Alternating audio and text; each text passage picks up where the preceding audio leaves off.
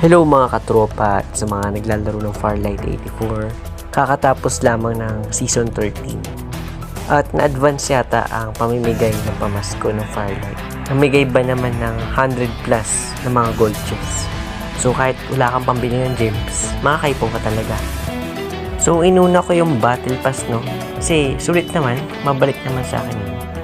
Meron din silang bagong event na pwedeng pag-claim tulad nito. Tsaka may bagong skin rin ni Momoy. Yung sa Madrat nga, hindi ko pa natatapos. Tapos, ilan sa mga nakuha kong skin is yung legendary skin ni Phantom.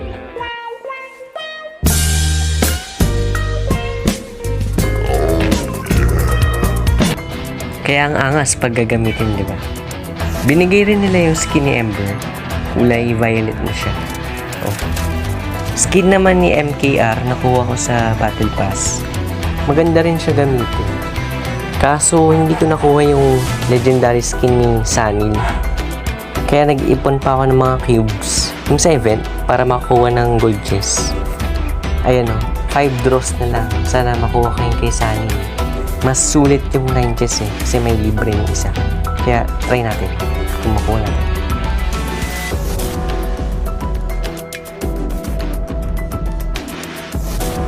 Ay, hindi sa anil to. Nasabi niya. Pero, not bad. Okay na yan. Alam ko pwede rin makuha yung skin ni Sunny sa redeems. Kaso sayang yung coins.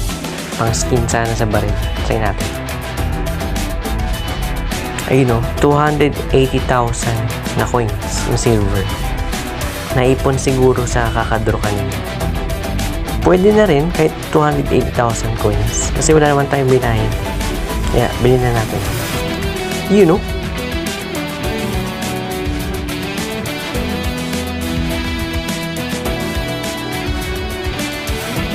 Yun, nabili ko rin siya.